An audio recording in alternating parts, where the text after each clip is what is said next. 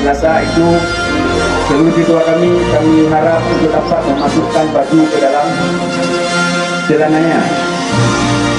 Coba dulu masukkan, kan belajar ekstrakurikuler.